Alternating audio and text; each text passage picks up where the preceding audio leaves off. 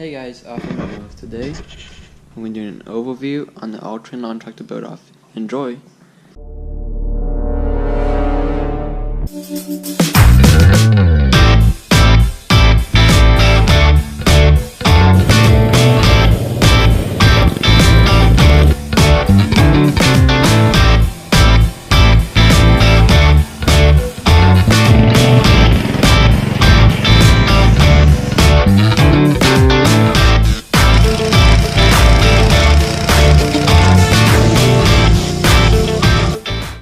So here it is. This is pretty much everything I'm going to do before I enter it or complete it for the build off. As you can see, it's all painted up. Got the nice tires on it. Got a seat, everything on it now. As you can see, it's a little bit muddy because I've driven it around. So let's get into what I've done with it. So some things that you can see is the 16-inch Colorado X tracks. These are actually rims off of a Toro 270 Hydro with ball bearings in them. And a thing I had to do is cut there's a little washer in here you guys can't really see that holds the standard Craftsman wheel from going too far. I had to cut all of that off and cut the spindle a little bit because these ball bearing wheels are really wide. I probably should just went with like a 4-on-4 hub, but that worked fine. Those have been just sanded down and painted gloss black. These are my 25-inch executionals. 5-bolt rims, and I actually got these ones powder coated, sandblasted and powder coated. So they're pretty durable, as you can see. Really good paint on those. Came out good. If they're actually clean, it'd look pretty good. As you can see, the paint is obviously a bit newer. I just got done painting it, and I just went and clear coated it once it was done. It gives it that really good gloss, as you can see. This paint I used is just apple red Rust-Oleum. Came out really good. Maybe buff it up a little bit so it keeps its shine to it. I got the stock headlight thing in here. As you can see, I got an LED. I'm gonna try to find another one for this side. Probably buy a set that was super bright. And I also went and cleaned this thing up because it was really faded. So that's all of that. As you can see, the paint is gloss black. I would have liked to get all this stuff sandblasted down. Sandblasted, because it took me forever to get this stuff all smooth with a piece of sandpaper. But it came out pretty good looking. The body, sanded it down, painted it 2 times. The fenders and everything, that is red. I painted it 2 times, wet sanded it, and then painted it 2 more times, and then clear coated it. So it looks pretty good. Moving on to the engine. This thing's got a pretty big engine in it. It is a 25 horsepower, 44 cubic inch. You guys can't really see that. The 44 is the biggest. V-twin is a 40 cubic inch. So it's big Briggs V-twin. It's got the oil pressure plus an oil filter. I've got to add my finishing touch to it with the twin 30mm PZ30 carburetors on it. I went ahead and cleaned up the valve covers, cleaned them up on the grinder over there, the wire wheel, new starter, painted these little shrouds and everything. I probably could have painted this black so it's different looking, but it's going to be plastic, so it's going to be a little bit different. So here's the gas pedal. It's just a couple pieces of metal welded to the original thing to keep your foot from getting burnt on the original exhaust. Got both cables coming in here. Here it works pretty good. 2 cables split into 2 for each side. 1 for the slide, and then 1 for the pump accelerator, which you can probably hear. Here's this one.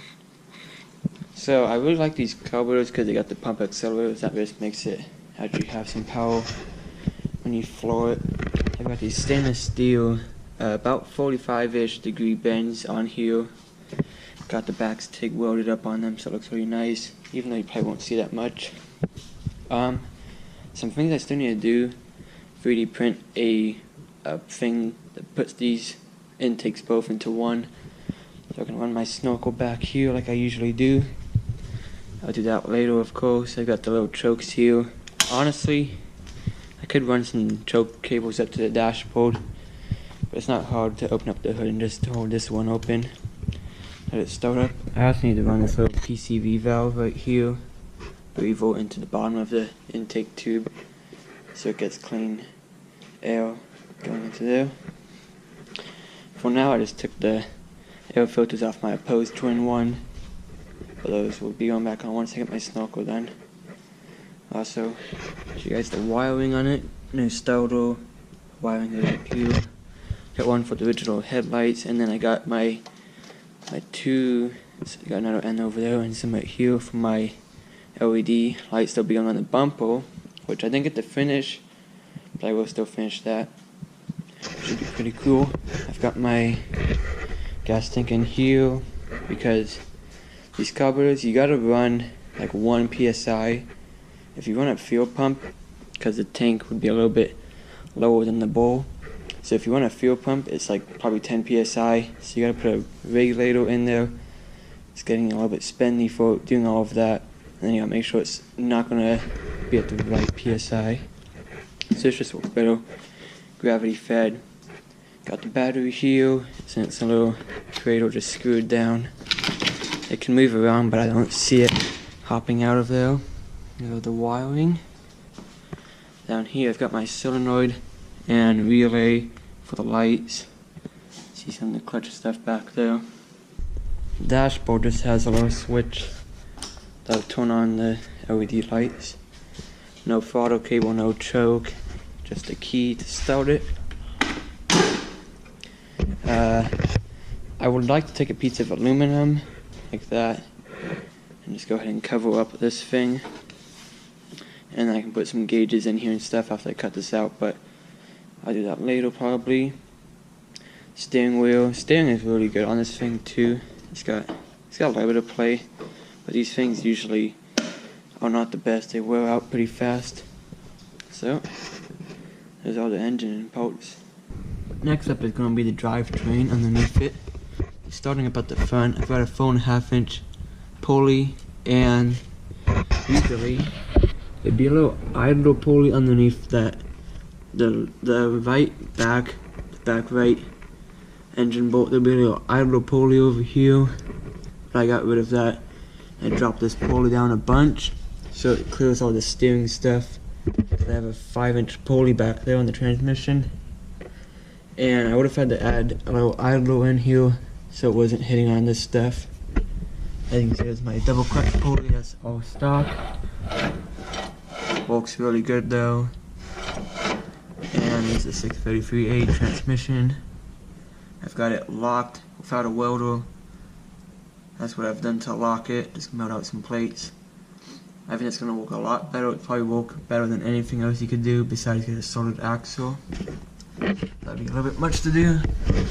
And I also went ahead and replaced both axle seals and the brake seal, but now there's no brake on it. For finishing touches, I've added these little aluminum things in place of the plastic mat. Pretty shiny. It's got it glued down there. Got the high-low, parking brake, shifter. Underneath the seat is nothing. This would be for the gas tank filler neck, but it's not in there. Got a little cup holder. Some things I would like to do later on. Let's add this ammo can right about here. Something like that. And I also have a rack. Just have to weld on 2 little tabs here and some tabs down here. So this is all kind of back there. So that's pretty much it for this thing. Got a lot of work still to do on it. I wish I would have had more time to work on this thing, but I kind of got busy over the summer. Couldn't put much time into it. But I'm just happy I got it back together now here. So I'm definitely going to have a lot of videos out after the build off ends. A lot of work to do on this thing still, but I'm going to show you guys some video of it romping now, so enjoy that.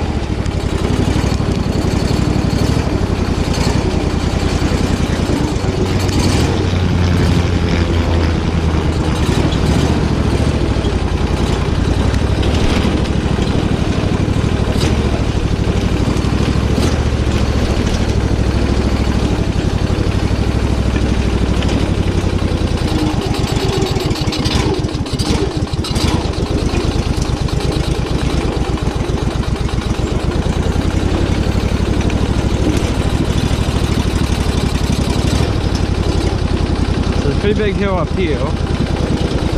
Should just walk right up it. Not a problem. This is about 45 degrees, I'd say.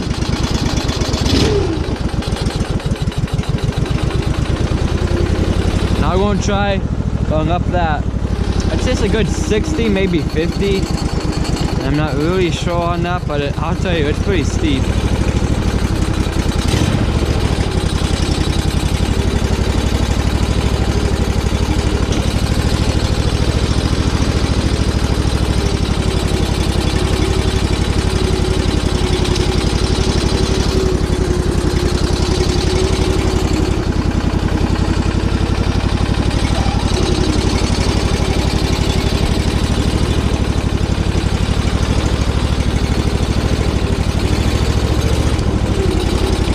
Most of my stuff won't go back up this hill. It's pretty much a log on a hill here. It's pretty hard to get up.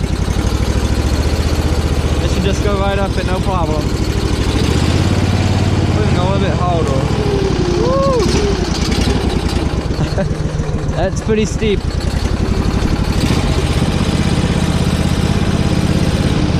No problem.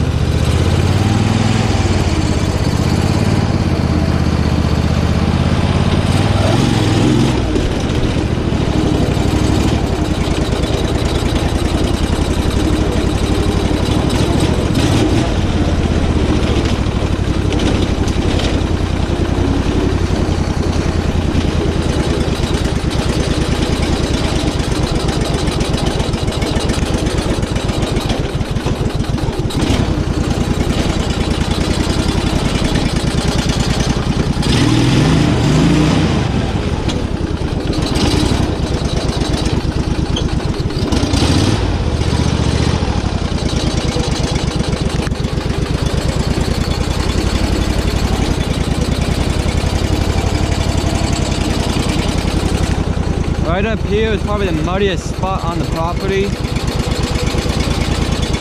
Just way up there, it's pretty much a swamp here. I bet this thing would go right through there, but I want to clear this bush out here.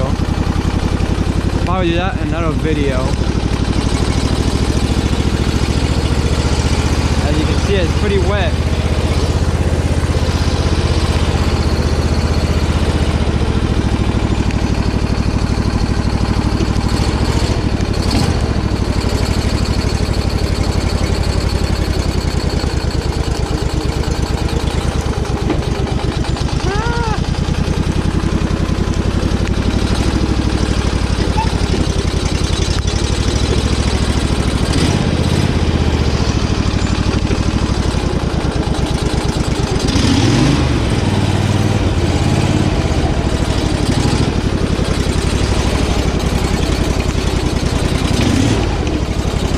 It would go over there, but stickle bushes. Right over here is a big hole.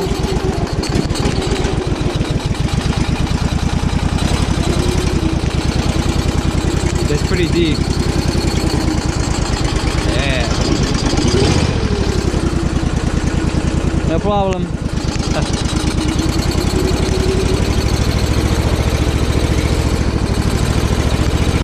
So, hope you guys did enjoy this video of Offroad MudMowers.